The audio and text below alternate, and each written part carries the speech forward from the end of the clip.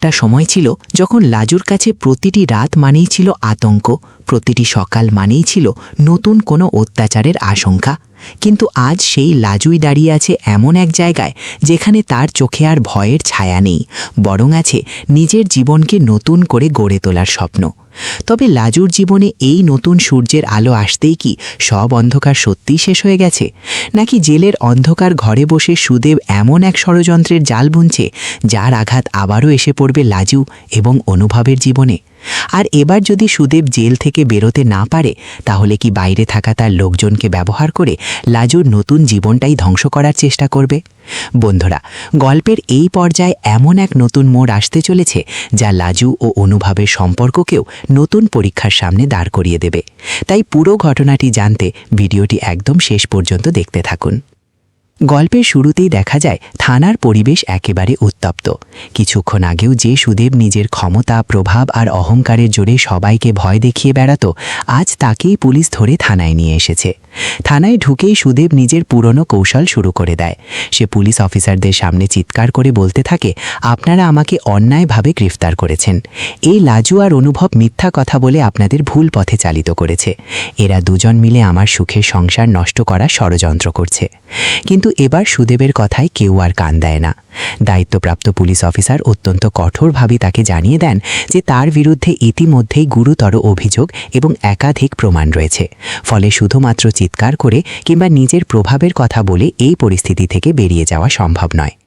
পুলিশের এমন দৃঢ় মনোভাব দেখে সুদেবের মুখে সমস্ত আত্মবিশ্বাস ধীরে ধীরে উধাও হয়ে যায়। সে বুঝতে পারে এতদিন যে ক্ষমতার দাপট দেখিয়ে সে লাজুকে ভয় দেখিয়েছে, আজ সেই ক্ষমতায় তার কোনো কাজে আসছে না। অন্যদিকে থানায় দাঁড়িয়ে লাজু নিঃশব্দে সবকিছু দেখতে থাকে। তার চোখের সামনে সেই মানুষটি দাঁড়িয়ে আছে যার কারণে তাকে দিনের পর দিন মানসিক এবং শারীরিক যন্ত্রণা সহ্য করতে হয়েছে। কিন্তু আজ পরিস্থিতি বদলে গেছে। আজ লাজু একা নয়, তার পাশে রয়েছে অনুভব, আর তার পাশে রয়েছে আইন। লাজু বুক ভরা সাহস নিয়ে সুদেবের দিকে তাকিয়ে থাকে। অনুভবও তার পাশে পাহাড়ের মতো দাঁড়িয়ে বলে, লাজু, তোমাকে আর কোনোদিন ভয় পেতে হবে না। তুমি যে অন্যায়ের বিরুদ্ধে এতদিন লড়াই করেছ, আজ সেই অন্যায়ের জবাব আইন দিচ্ছে। এরপর পুলিশ সুদেবকে লকআপের দিকে নিয়ে যায় এবং তার বিরুদ্ধে আনুষ্ঠানিকভাবে মামলা ও এফআইআরের প্রক্রিয়া শুরু হয়। তার মোবাইল ফোন সহ ব্যক্তিগত জিনিসপত্র পুলিশের হেফাজতে নেওয়া হয়, যাতে সে বাইরে থাকা কারো সঙ্গে যোগাযোগ করে প্রমাণ নষ্ট বা সাক্ষীদের প্রভাবিত করার চেষ্টা করতে না পারে। এই দৃশ্য দেখে লাজু যেন প্রথমবার সত্যিকারের স্বস্তির নিঃশ্বাস ফেলে। এতদিন যে মানুষটির ভয়ে তার জীবন অতিষ্ঠ হয়ে উঠেছিল, আজ সেই মানুষটি পুলিশের হেফাজতে। কিন্তু এখানেই শেষ নয়, কারণ লাজুর সামনে তখন আরও বড় একটি প্রশ্ন দাঁড়িয়ে যায়। সুদেব গ্রেফতার হয়েছে ঠিকই, কিন্তু এবার তার নিজের ভবিষ্যৎ কোথায়? থানা থেকে বেরোনোর সময় লাজুর মুখে সেই চিন্তার ছাপ স্পষ্ট হয়ে ওঠে। সে কি আবার সুদেবের বাড়িতে ফিরে যাবে, সেই পুরনো ভয়, অপমান আর অত্যাচারের পরিবেশে আবার পা রাখবে, নাকি এবার সম্পূর্ণ নতুন জীবন শুরু করবে? অনুভব লাজুর মনের কথা বুঝতে পারে। সে শান্তভাবে বলে, তুমি অতীত নিয়ে আর চিন্তা করো না। তোমার সামনে এখন নতুন একটা জীবন অপেক্ষা করছে। তোমার জীবনে আর কোনো অত্যাচারের ছায়া থাকবে না। অনুভবের এই কথাগুলো লাজুর মনে যেন নতুন সাহসের জন্ম দেয়। এরপর লাজু ও অনুভবের বাড়িতে ফিরে আসে। সেখানে অনুভবের মা লাজুকে দেখে গভীর মমতায় তাকে কাছে টেনে নেন। তিনি বুঝতে পারেন লাজুর শরীরের ক্ষত হয়তো একদিন সেরে যাবে, কিন্তু মনের ক্ষত সারতে সময় লাগবে। তাই তিনি লাজুকে নিজের মেয়ের মতো ভালোবাসা দিতে শুরু করেন। তাকে খেতে দেন, বিশ্রাম নিতে বলেন এবং মাথায় হাত বুলিয়ে আশ্বস্ত করেন, মা, আজ থেকে তুমি মুক্ত। তোমাকে আর কোনো ভয় নিয়ে বাঁচতে হবে না। তুমি এই বাড়িতে নিজের মেয়ের মতো থাকবে। এই কথাগুলো শুনে লাজুর চোখে জল চলে আসে, কারণ জীবনে প্রথমবার সে এমন একটি পরিবার পেয়েছে যেখানে তাকে কোনো স্বার্থ ছাড়াই ভালোবাসা দেওয়া হচ্ছে। অন্যদিকে থানার লকআপে বসে সুদেবের অবস্থা সম্পূর্ণ পাল্টে যায়। সে বারবার নিজের পরিচিত প্রভাবশালী আইনজীবীর সঙ্গে যোগাযোগ করার চেষ্টা করে, কিন্তু পুলিশ তাকে সেই সুযোগ দেয় না। সুদেব তখন বুঝতে শুরু করে যে পরিস্থিতি তার নিয়ন্ত্রণের বাইরে চলে গেছে। লাজুর মেডিকেল রিপোর্ট, চিকিৎসকদের সার্টিফিকেট এবং অন্যান্য প্রমাণ ইতিমধ্যেই পুলিশের হাতে রয়েছে। অর্থাৎ এবার শুধু মুখের কথায় নিজেকে নির্দোষ প্রমাণ করা তার পক্ষে কঠিন। আইনজীবী থানায় এসে সুদেবের সঙ্গে দেখা করার পর তাকে বুঝিয়ে দেন যে মামলাটি অত্যন্ত গুরুতর। গুরুতর, আদালতে জামিন পাওয়াও সহজ হবে না। কিন্তু সুদেবের মধ্যে কোনো অনুশোচনা দেখা যায় না, বরং লকআপের অন্ধকারে বসে তার মাথায় আরও ভয়ঙ্কর চিন্তা ঘুরতে থাকে। সে মনে মনে শপথ করে, কোনোভাবে যদি সে বাইরে বেরোতে পারে তাহলে লাজু এবং অনুভবকে সে ছেড়ে দেবে না। অর্থাৎ সুদেবের অহংকার ভাঙলেও তার প্রতিশোধের আগুন তখনও নিভে যায়নি। আর এখান থেকেই গল্পে তৈরি হয় নতুন এক আশঙ্কা। পরদিন সকালে সুদেবকে আদালতে পেশ করার জন্য পুলিশ ভ্যানে তোলা হয়। আদালত চত্বরে তখন সাংবাদিকদের ভিড়। একজন প্রভাবশালী ব্যক্তির বিরুদ্ধে গার্হস্থ্য নির্যাতনের মতো গুরুতর অভিযোগ ওঠায় বিষয়টি ইতিমধ্যেই চারদিকে ছড়িয়ে পড়েছে। লাজু ও অনুভবও আদালতে উপস্থিত থাকে।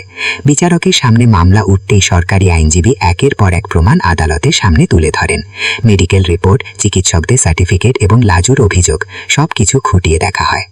এরপর বিচারক লাজুকে নিজের বক্তব্য জানানোর সুযোগ দেন। কাপা গলায় লাজু তার উপর হওয়া সমস্ত নির্যাতনের কথা বলতে শুরু করে। সে জানায় কতদিন ধরে সে ভয় এবং অত্যাচারের মধ্যে জীবন কাটিয়েছে। এক পর্যায়ে আবেগ ধরে রাখতে না পেরে লাজু কান্নায় ভেঙে পড়ে এবং স্পষ্টভাবে জানিয়ে দেয় সে আর কখনো সেই নরকসম বাড়িতে ফিরে যেতে চায় না।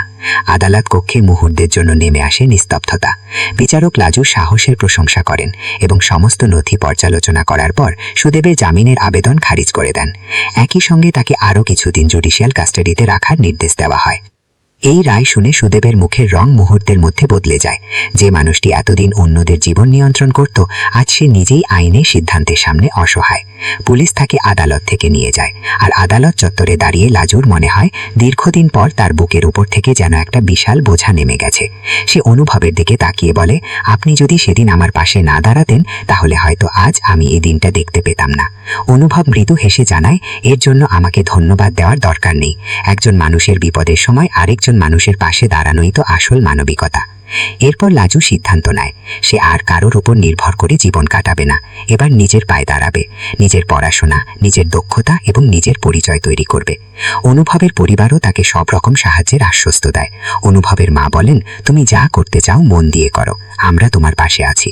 কিন্তু গল্প এখানেই থেমে থাকে না, কারণ জেলের অন্ধকার ঘরে বসে সুদেব তখনও লাজুর কথা ভুলতে পারেনি। তার মনে হতে থাকে যাকে সে এতদিন দুর্বল ভেবেছিল সেই লাজুই আজ তার বিরুদ্ধে দাঁড়িয়ে তাকে আইনের কাঠগড়ায় নিয়ে এসেছে। জেলের ভেতর থেকে বাইরে থাকা নিজের অনুগত লোকজনের সঙ্গে যোগাযোগ করার চেষ্টা করার কথাও সে ভাবতে থাকে। কিন্তু জেলের নিরাপত্তা এতটাই কঠোর যে তার কোনো পরিকল্পনাই সহজে বাস্তবায়িত হয় না। এদিকে লাজুর জীবনে তখন সত্যিই নতুন অধ্যায় শুরু হয়। অনুভব তার জন্য কম্পিউটার ট্রেনিং এবং ফ্যাশন ডিজাইনিং এর বিভিন্ন কোর্সের খোঁজ নিয়ে আসে। ছোটবেলা থেকেই ডিজাইন এবং হাতের কাজের প্রতি লাজুর আগ্রহ ছিল। নিজের স্বপ্নের কথা মনে পড়তেই তার চোখে আনন্দের জল এসে যায়।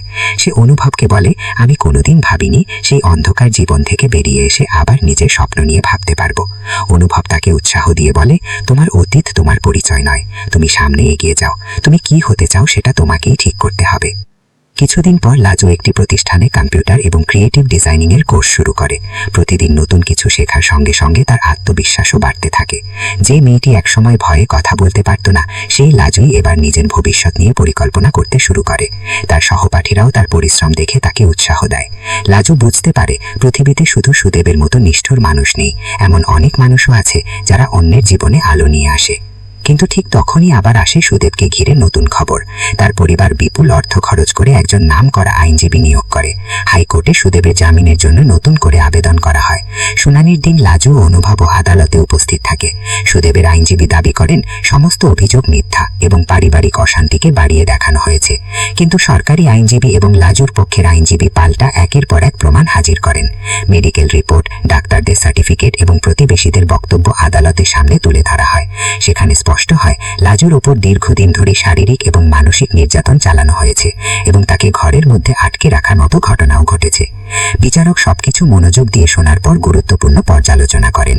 সুদেব বাইরে বেরিয়ে গেলে প্রমাণ নষ্ট কিংবা সাক্ষীদের উপর চাপ সৃষ্টি করতে পারে, এই আশঙ্কাও আদালতের সামনে আসে। শেষ পর্যন্ত বিচারক দ্বিতীয়বারের মতো সুদেবের জামিনের আবেদন খারিজ করে দেন এবং মামলাটি দ্রুত এগিয়ে নেওয়ার নির্দেশ দেন। এই খবর শুনে লাজুর চোখে আবার জল আসে, তবে এবার সেই জল কষ্টের নয়, স্বস্তির। অনুভব তার পাশে দাঁড়িয়ে বলে, দেখলে তো, সত্যকে যতই চাপা দেওয়ার চেষ্টা করা হোক একদিন না একদিন সত্য সামনে আসবেই। এরপর বেশ কিছুদিন শান্তিতে কাটতে থাকে। লাজু নিজের পড়াশোনা এবং কাজের প্রশিক্ষণে মন দেয়। ধীরে ধীরে তার মুখে হাসি ফিরে আসে। সে নিজের ভবিষ্যৎ নিয়ে নতুন স্বপ্ন দেখতে শুরু করে। অন্যদিকে জেলের ভেতরে সুদেবের দিন কাটে একেবারে অন্যরকম ভাবে। তার অহংকারী আচরণের কারণে অন্য বন্দীদের সঙ্গেও তার প্রায়ই ঝামেলা হয়। কেউ তাকে পছন্দ করে না। এক সময়ের প্রভাবশালী সুদেব আর জেলের চার দেওয়ালের মধ্যে একা। তার চেহারাতেও ক্লান্তি স্পষ্ট, চুল উস্কো খুস্কো, চোখে রাগ আর হতাশা। তবে সবচেয়ে বড় প্রশ্ন হলো, সুদেব কি সত্যি এখানেই শেষ হয়ে যাবে, নাকি জেলের অন্ধকার থেকেই সে এমন কোনো নতুন চাল চালবে যা লাজু ও অনুভবের নতুন জীবনকে আবারও বিপদের মুখে ঠেলে দেবে। কারণ সুদেবের অহংকার এখনো পুরোপুরি ভাঙেনি, আর যে মানুষ প্রতিশোধের আগুন বুকে নিয়ে বেঁচে থাকে সে সুযোগ পেলেই আবার আঘাত করার চেষ্টা করতে পারে। অন্যদিকে লাজু এবার আগের সেই দুর্বল লাজু নেই। নিজের পায়ে দাঁড়ানোর পথে সে অনেকটা এগিয়ে গেছে। তাই সামনে যদি আবার ঝড় আসে, তাহলে লাজু কি এবার নিজেই সেই ঝড়ের সামনে দাঁড়াতে পারবে, নাকি সুদেবের অন্ধকার ষড়যন্ত্র আবারও তাদের জীবনে নতুন বিপর্যয় ডেকে আনবে? এই প্রশ্নের উত্তরই এবার গল্পের পরবর্তী পর্বকে করে তুলবে আরও উত্তেজনাপূর্ণ।